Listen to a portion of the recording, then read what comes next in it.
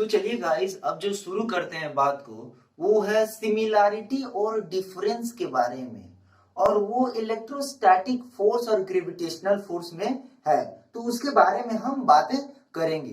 तो electrostatic force यानी कि एफ ई, इसको शॉर्ट में लिखते हैं, इज इक्वल टू के Q1 Q2 बाई आर का स्क्वायर। और ग्रेविटेशनल फोर्स यानी यूनिवर्सल ग्रेविटेशनल फोर्स यानी कि Gm1 M2 बाई आर का स्क्वायर। ठीक है, अब इनके बीच क्या सिमिलैरिटी है, इनके बीच क्या सिमिलैरिटी है, इसके बारे में जानेंगे। ठीक है, तो यहां पे बस देखने की बात है कि यहाँ पे भी दो चार्ज के बारे में बात हो रहा है, यहाँ पे भी दो मासेस के बारे में बातें चल रही हैं। ठीक है, इसमें भी जो इसका डिस्टेंस है वो स्क्वायर में है, इसका भी डिस्टेंस स्क्वायर में है। तो इसमें फर्स्ट जो सिमिलैरिटी आती है ना, जो फर्स्ट सिमिलैरिटी आती है वो ये आती है कि ये जो है वो inverse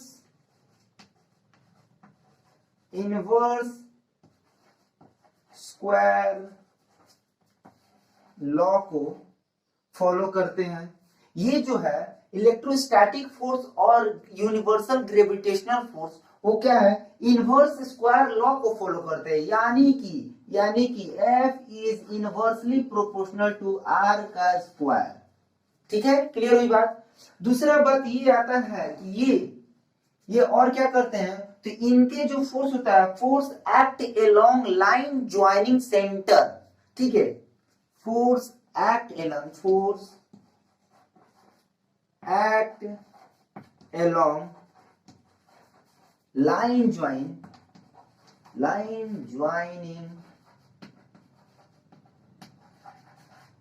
centre of line joining centre. ठीक है, force act along line joining centre, मतलब कहने का मतलब क्या है, मान लो कि ये कोई चार्ज हो गया, ये कोई चार्ज हो गया। ठीक है, ये कोई Q1 चार्ज, ये कोई Q1 चार्ज, इसके सेंटर से इसके सेंटर का जो डिस्टेंस का जो लाइन रहता है ना, इस पार्ट में वो फोर्स को एक्ट करते हैं, फोर्स को लगाते हैं। यहाँ ग्रेविटेशनल फोर्स की बात है, तो ये मान लो कि कोई मास हो गया, ये मान लो कोई मास हो गया, इसके सेंटर से इसके सेंटर की जो लाइन है ना, इस वे में ये भी अपने आप ये भी क्या करते हैं, फोर्स को लगाते हैं। बात क्लियर हुई। तो ये रहा इनके बीच कुछ सिमिलैरिटी। अब इसके बाद आगे बढ़ते हैं डिफरेंसेस के बारे में। फटाफट नोट करें, कर लिया, नोट कर लिया बेटा तू? ओके,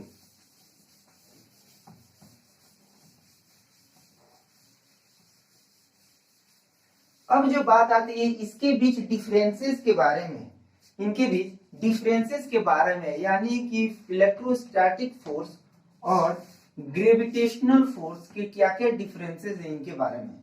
तो जो फर्स्ट डिफरेंस ये है, फर्स्ट डिफरेंस ये है कि जो इलेक्ट्रोस्टैटिक फोर्स होता है रिपल्सिव होते हैं, repulsive as well as attractive.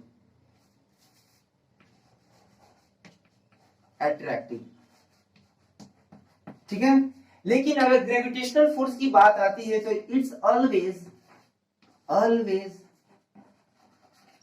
Attractive. It's always attractive. दो मासेस के बीच हमेशा प्यार होती है, दो मासेस हमेशा एक दूसरे को अट्रैक्ट करते हैं। बात क्लियर हुई। दूसरा जो बात आता है ना कि तो ये इलेक्ट्रोस्टैटिक फोर्स है, वो क्या होते हैं, वो डिपेंडेंट होते हैं, डिपेंडेंट ऑफ मीडियम। ये डिपेंडेंट होते हैं मीडियम के, लेकिन वहीं पे अगर ग्रेविटेशनल फोर्स की बात आती है तो ये क्या होता है, इंडिपेंडेंट होता है ऑफ मीडियम। ठीक है, ये इंडिपेंडेंट ऑफ मीडियम होते हैं, चाहे वो धरती में हो, आकाश में हो, पाताल में हो, पानी में हो, हर जगह ये इंडिपेंडेंट होते हैं, इनको मीडियम की जरूरत नहीं होती है। लेकिन इलेक्ट्रोस्टैटिक में क्या होता है कि मीडियम की जरूरत होती है। जहां तक एक और बात है कि जो इलेक्ट्रोस्टैटिक फोर्स है ना, वो much much much much much much greater than होते हैं किसके कंपेयर में, तो ग्रेविटेशनल फोर्स के कंपेयर में। कहने का मतलब क्या है, और किस कारण, तो ड्यू टू इट्स कांस्टेंट, इसका जो कांस्टेंट के है ना वो approximately 9 into 10 to the power 9 newton metre square पर कूलम्ब स्क्वायर रहता है। ठीक है, हवा में, फ्री स्पेस में, वैक्यूम में। और इसका जो वैल्यू होता है ना, कैपिटल जी का जो वैल्यू होता है वो 6.67 into 10 to the power -11 newton metre square पर केजी स्क्वायर। ठीक है, तो यहाँ पे ध्यान देने की बात है कि ये 10 का पावर 9 है और ये 10 का पावर -11 है, तो ये मच मच ग्रेटर देन हुआ किसके कंपेयर में, तो ग्रेविटेशनल फोर्स के कंपेयर में। तो इसके बारे में कुछ ये रहा हमारा डिफरेंसेस, ये रहा हमारा डिफरेंसेस।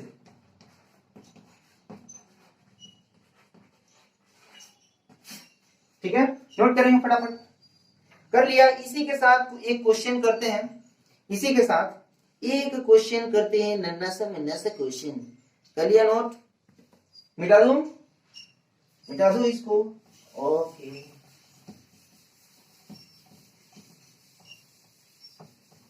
इसी के साथ एक क्वेश्चन है, बहुत प्यारा सा क्वेश्चन है, बहुत प्यारा सा क्वेश्चन ये है कि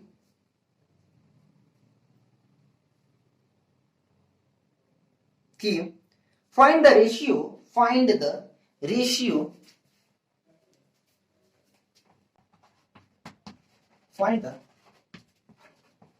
ratio of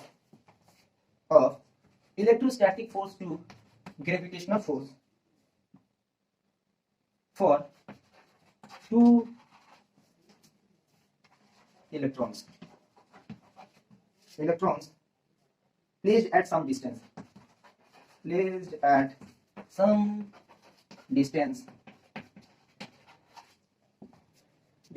apart in air। ठीक है, ये हमारा क्वेश्चन है। ठीक है, ये है हमारा क्वेश्चन, और इनमें कुछ इंफॉर्मेशन है। इनमें कुछ इंफॉर्मेशन ये है कि चार्ज ऑन इलेक्ट्रॉन क्या है, तो 1.6 -1.6 into 10 to the power -19 coulomb. ठीक है, और दूसरा इंफॉर्मेशन ये है कि मास ऑफ इलेक्ट्रॉन क्या है, तो mass of electron 9.1 into 10 to the power -31 KG. ठीक है, दूसरा जो है कि क्या है, तो 9 इंटू 10 का पावर क्या है 9, ठीक है, न्यूटन मीटर स्क्वायर पर कूलम स्क्वायर। तीसरा इंफॉर्मेशन क्या है कि ग्रेविटेशनल जी का value 6.67 into 10 to the power -11 newton metre square पर कूलम स्क्वायर। तो इसके कुछ इंफॉर्मेशन है, अब हम करेंगे इसको सॉल्व, ठीक है। तो बात आती है इलेक्ट्रोस्टैटिक फोर्स की, तो इसका होता है कि Q1 Q2 बाई आर का स्क्वायर। ग्रेविटेशनल का क्या आता है, तो G(m1 m2 बाई आर का स्क्वायर। ठीक है, जब इन दोनों को डिवाइड करते हैं तो ये R से R क्या होता है, कट जाता है, FE बाई FG। ठीक है, तो क्या आता है कि FE का K Q1 Q2 by R का स्क्वायर, सॉरी R तो कट गया, और क्या आता है नीचे, तो G(m1 m2), ठीक है, ये आता है। बात क्लियर हुई। अब बात आ रही है कि दो चार्जेस की बात हो रही है, यानी कि दो इलेक्ट्रॉन्स की बात हो रही है, 2 इलेक्ट्रॉन्स के बारे में बात हो रही है। तो 2 इलेक्ट्रॉन्स क्या होंगे, आपस में सिमिलर होंगे, बराबर होंगे, as well as mass of electron, mass भी बराबर होगा। ठीक है, तो इसको हम कैसे लिख सकते हैं, तो यहां पे लिख दूं Q का स्क्वायर बाई G M का स्क्वायर। ठीक है, के क्यू का स्क्वायर बाई जी एम का स्क्वायर नोट करेंगे फटाफट। मिटा दो ऊपर का, नीचे स्पेस नहीं रहे, स्पेस नहीं है, अब मिटाना पड़ेगा मेरे को मिटाना पड़ेगा, ठीक है।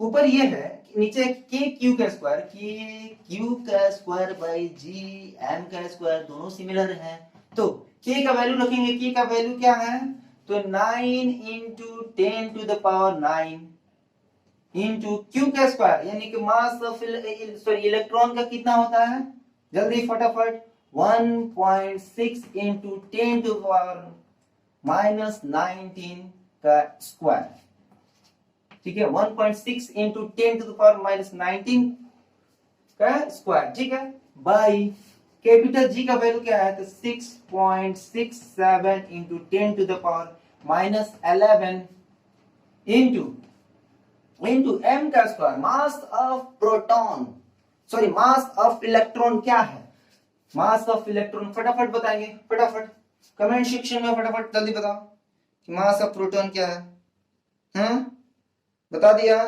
सॉरी मास ऑफ इलेक्ट्रॉन क्या है, बता दिया 9.1 into 10 to power minus 31 KG, ठीक है, माइनस 31 केजी। तो इसको सॉल्व करने के बाद अप्रोक्सीमेटली कितना आएगा, 10 का पावर 42। ऑप्शन में ये भी दे देता है कि 10 का पावर 10, 10 का पावर 20, 10 का पावर 60, 10 का पावर 40। तो 10 का पावर जो 40 होगा ना वो अप्रोक्सीमेटली सही होगा, ठीक है। यानी इससे क्या पता चलता है कि जो इलेक्ट्रोस्टैटिक फोर्स है ना वो मच ग्रेटर है ग्रेविटेशनल फोर्स की, और कितने हैं, तो 10 का पावर 42, इतना वैल्यू ज्यादा है इलेक्ट्रोस्टैटिक फोर्स के ग्रेविटेशनल फोर्स से। तो ये रहा सिमिलैरिटी और डिफरेंस के बारे में, ठीक है। और उनके साथ साथ ही हम लोग एक बहुत मजे से नन्ना सा मुन्ना सा प्यारा सा एक छोटा सा क्वेश्चन को किए लोग, ठीक है। तो keep study, keep learning, okay, keep loving, all the best, thank you so much.